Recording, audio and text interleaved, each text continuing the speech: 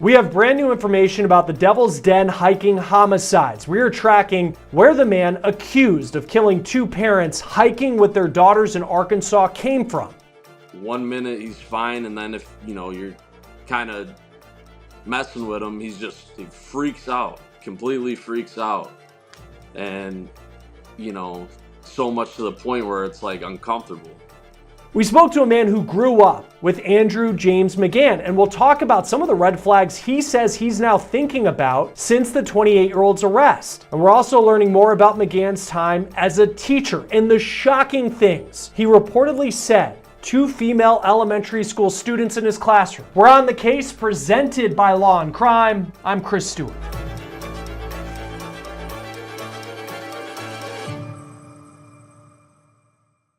The alleged Devil's Den State Park killer has a past that has admittedly been somewhat challenging to track down. Part of the reason for that is it appears he moved around a lot. For example, take his teaching career. Andrew James McGann was hired by at least 5 different school districts in 3 different states since 2022, and at least at one of them, McGann has been accused of acting inappropriately to young girls in his classroom by parents, and we're now learning more about the specifics of that, and let me tell you, it's very creepy. I'll have more on that in just a moment. But as far as piecing together McGann's background, even for police, it seems somewhat difficult from the beginning. When they first announced his arrest, they said his name was James Andrew McGann. Then hours later, they corrected that to Andrew James McGann. In a post from one of the schools where he used to work at, McGann says he went to Oklahoma State for college, but now we're learning he grew up several states away in Illinois in a suburb southwest of Chicago, and there, people knew him as Andy. Now imagine the shock of people who went to high school with him,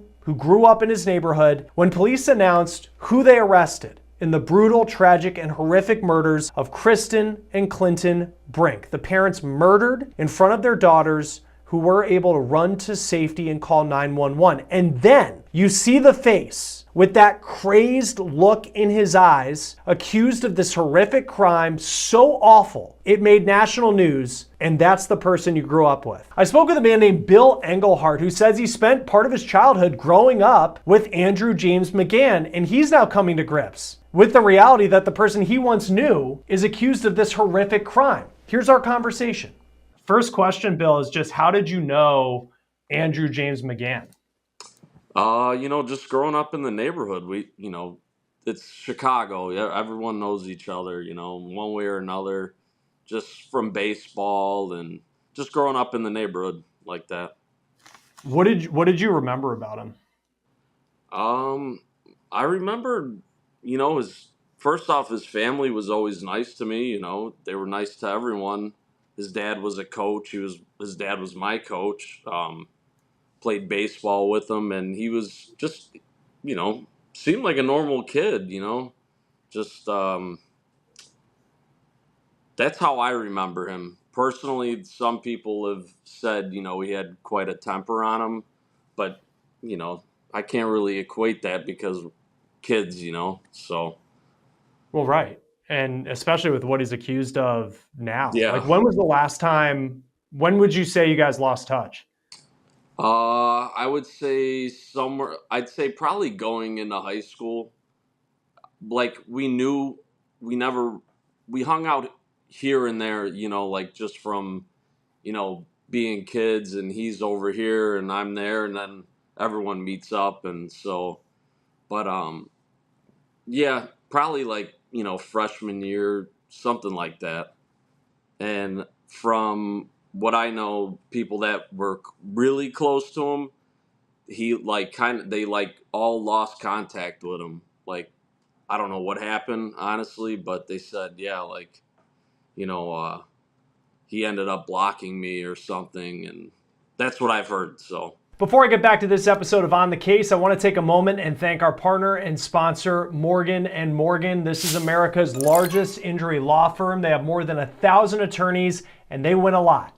They've recovered over $25 billion for more than 500,000 clients. In the past few months, a client in Florida received $12 million after the insurance company offered just $350,000. In Pennsylvania, a client was awarded $26 million. That was 40 times the insurer's $650,000 offer. Another client in Pennsylvania received $29 million after being offered only $500,000. Even if you don't think your case is worth millions of dollars, why not fight for what you deserve? Morgan & Morgan makes it so easy to start a claim. You can do it with just 8 easy clicks on your phone. So if you've been hurt and you need to start a claim, go to www.forthepeople.com/OTC. You can also scan this QR code on your screen or click the link below. Is there anything over the past week that you think about? And I know like you were kids when you knew them and then like here and there in the neighborhood, but like anything over the past week that's kind of like in hindsight you're thinking about? Yeah, for sure. It's just, little things like, um, just him really losing his cool and like things that I've heard from people and they're like, yeah, like 1 minute he's fine. And then if, you're kind of messing with him, he freaks out, completely freaks out. And, you know, so much to the point where it's like uncomfortable. And I remember when we'd play baseball, he would get super, you know, really, really angry. But I also, like I said, it could be the pressures of being a kid and your dad's a coach, but just things like that. Just really, like, stories where I've heard he's cut someone off, like my friend's dad, and with his dad is in the car, and just freaking out at them for, just cutting and getting cut off. And it's like, there's the way he acted, there was no reason for it. Just little things like that are like kind of a red flag, like weird. Yeah, because like and I know we were talking about that before, like there was just like your friend's dad and like had like some traffic dispute with him, right? And then he just Right. lost his cool. Yeah, and there was so much to the point where my friend was saying, who acts like that, like just off of that being that angry. And he even said, like, yeah, it was he even said it was uncomfortable how the way he acted, because it wasn't warranted. Um, I know it's like probably a lifetime ago that, you guys hung out and you knew each other, but Mm. like just as this story's like come out, like it's kind of a weird way to ask. Did he like date anybody? Was he like social like that? I from what I remember, because I hate to say, because I'm not some handsome guy, but he always had trouble, like, you know with, you know the other sex or whoever he was with. But Sure. I've never seen him with a girl like that. And from what I heard in another interview, from a few years ago, the guy, he came and visited the guy, his old house with a girlfriend. So I'm like, oh well, I guess he was fine there, I guess. But I don't know, I'm not sure. When did you find out that he was the person arrested for what happened in Arkansas? uh Maybe like 2 or 3 days. It was like one of the first articles from somewhere in Arkansas, and it was like, I think it was just like it was like maybe right after they got him, or they had him. Yeah, But I didn't. We all over here, we didn't find out till like, kind of later at night. It's just not something you look for. And right. so we got sent a text by our buddy, and then all the group texts got it, and we're like, what the hell? Because Unbelievable. yeah, what was going through your mind like when you realized that the same kid you played baseball with growing up, like Yeah. his dad's the coach, Yeah, and slept at his then house. right, like it's like this, I mean, this is it's a national news story and it's just like this horrendous story. And then like you see, Yeah. like what in that moment is it like to just like see his name?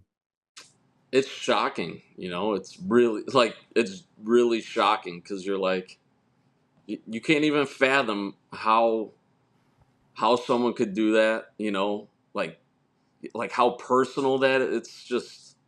I mean, like for me and like everyone else around here and everyone else that knows the story, it's just like shock, like, wow.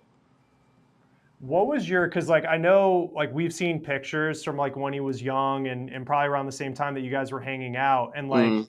there's also the pictures of like him as a teacher and he's like smiling, and then like you see the Yeah, mug shot yeah, and that it's like stark this difference. complete. Yeah, what's that like to kind of when you saw the mug shot for the first time? Jeez, yeah, just like I said, it's shocking because you're like, I mean, you hate to assume things, but as soon as you see how someone looks and they look like that, you're like, wow, like something's wrong there. It's just like cold eyes, like stereotypical, crazy mugshot that you see in every on all of your a lot of your stories about things like this happening. You could just Right. see in the eyes, like very weird. When like how would you describe like kind of the upbringing you guys had? I mean, you were at his house and like his Yeah, dad's a coach. I mean, it sounds pretty standard. yeah. His dad was a really soft spoken guy. Brother, great kid. The mom, she's a typical. She's from Oklahoma, so being from Chicago, it's like right away she's got the southern accent and sweet lady, really sweet lady, and yeah, just that was yeah. What's the I because I know like you guys are from like I think it's like a southwest suburb of Oh Chicago. yeah, And I that's right. see the Yeah, Sox just hat, like yeah, yeah. just growing up around here is like it's a blue collar neighborhood. It's all this whole neighborhood is I'd say like 80% cops, and then the other rest are like firefighters or city workers. That's so it's a really union neighborhood, like typical union neighborhood. And for your like in knowing that the community is so close knit, he knew so many people, like what is it just like kind of not even just for you, but like community wide the conversations have been like over the past week? Same thing, it's just like unbelievable, like shock. It's so shocking because you're like, never do you think you'd know someone that could be involved in something like this or even be capable of doing this. Just everyone, I would say, obviously shares the same sentiment. Like, wow, crazy.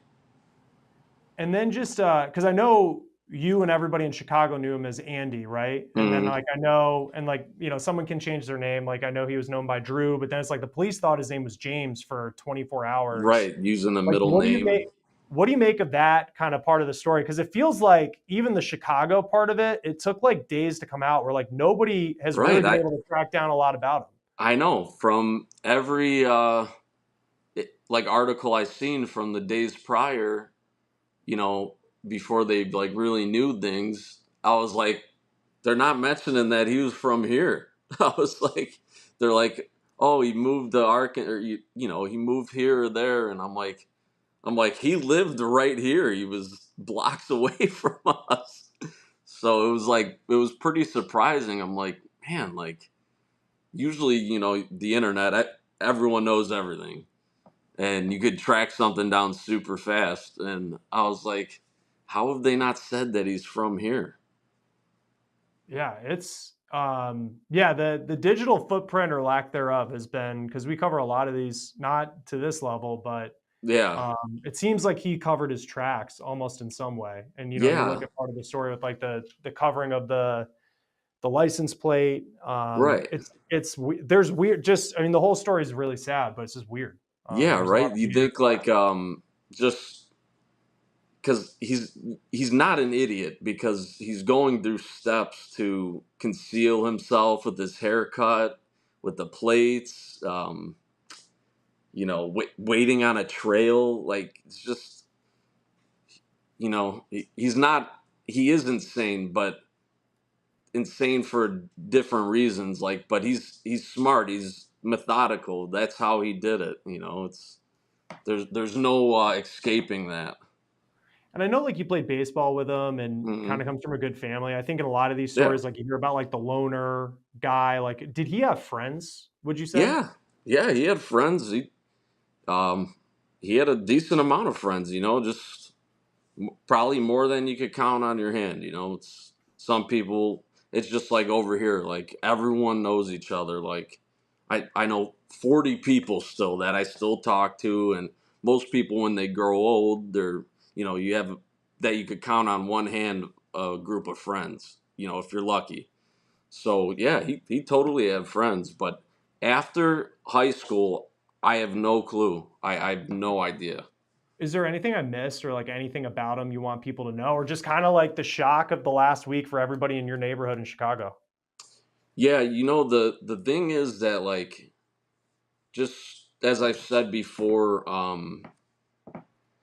condolences to that family, to the Brink family, and to Arkansas and everyone affected. I mean, it's so unbelievably tragic. Like, I can't even possibly imagine what's going through everyone's mind there. So I just want to send my condolences, and all of my friends and whoever, knows this case. It's terrible.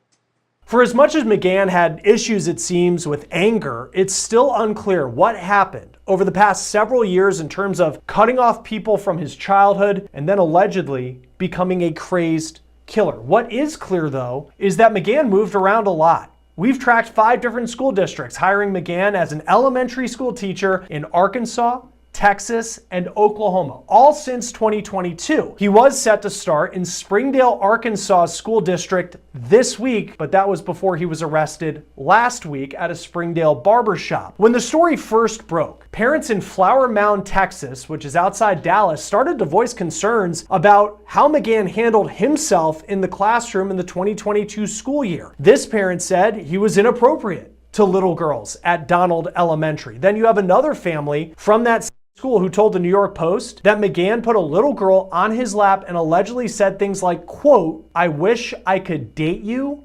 I wish you could be my girlfriend." Think about that. Now, this mom went public on Facebook saying McGann would allegedly bring candy and soda to class, but would only give it to the girls. She also claims that McGann would hold lunch for, quote, "special girls." Now, the mom went on to say that at the same time, McGann was praised by some for being liked by students, for having charisma, and that could potentially point to how he was able to move from school to school and continue to be hired and pass background checks and then hide the person who he allegedly really is that we now know since he's in custody. The Texas school district where parents are accusing McGann of that inappropriate behavior say they did an investigation of McGann, but they didn't find evidence of inappropriate behavior. He was suspended for concerns related to classroom management, professional judgment, and student favoritism. And after leaving that school district in Texas, McGann moved to Oklahoma, where he taught in the Broken Arrow School District outside Tulsa. And then after a year there, he moved back to the Dallas area and he was hired by the Plano Independent School District. The Broken Arrow School District tells us that McGann left and said he was doing so to take a job out of state. Now, we found McGann in this picture from August 2024 in Plano, Texas, at a welcome back event for staff ahead of the school year. The Plano School District told KTVT in Dallas that McGann was only employed there for 4 days and he resigned before the start of the school year. It's unclear why, but certainly bizarre. He finished last school year in another school district, once again in Oklahoma, outside of Tulsa, before he moved to Arkansas, where he was going to work as an elementary school teacher this year in the community of Springdale, which is about a half-hour north of Devil's Den State Park. And it was in that park that police say McGann dressed all in black, wearing fingerless gloves, armed with a knife, and attacked the Brink family, who also had just moved to the state. And police say the couple, this family, did not know Andrew James McGann, and this attack was random. Police say McGann attacked the dad, Clinton, first, and at that moment, the mom, Kristen, rushing her children to safety, but then she returned, trying to help her husband, and that is when she lost her life. The 2 girls, ages 7 and 9, they were able to escape and they're physically okay, but it's impossible to comprehend what they witnessed and what they will have to live with without their parents forever. New court documents say that a witness allegedly saw McGann with blood on his face leave the park and get in a black 4-door sedan and take off. That car was a Kia, which police were able to trace to McGann, and they found that car parked outside that barbershop in Springdale. Here's the surveillance video of McGann entering the barbershop and sitting down in the chair to get his haircut. We talked to those who worked at the barbershop, and they said that McGann would not give his name to them, and also He didn't say much, but the instructions he gave for a haircut, just not to touch the hair on the top of his head. And they believe that's because he was trying to use his hair to cover his face and shield his identity. But 4 minutes into that haircut, detectives entered the barbershop and took McGann into custody. He still had the cape on when they cuffed him. McGann was then taken to the county jail where he was processed. And this is video of that sent to us by the local sheriff's office in Arkansas. Detectives say in custody, McGann admitted to them that he killed Cristen and Clinton Brink. And they also say they have DNA that links McGann to the murders. They say inside of the car, they also found blood. McGann made his first court appearance in Arkansas. Here's video of that per KATV. This hearing, it lasted only 3 minutes. McGann didn't say anything, and he has yet to enter a plea. He is facing 2 counts of capital murder. The local prosecutor hinted that the death penalty would definitely be on the table in this case. McGann is expected to appear in court for his arraignment on August 25th. He is being represented by a public defender because he told the court he doesn't have the money for a lawyer. As for the Brink family, the victims in this story, 2 parents who died, heroes, protecting their little girls, there is a GoFundMe that has raised more than $70,000. The money will go to laying this couple to rest, but also helping the couple's daughters who now have to grow up without their mom and dad. Even though police seem to have a very strong case against the alleged killer, Andrew James McGann, what is still a mystery at this point is a motive. It's unclear whether police know it or what it is. That will do it for On the Case, presented by Law&Crime. Subscribe to us on YouTube and Spotify. I'm Chris Stewart. We'll see you next time.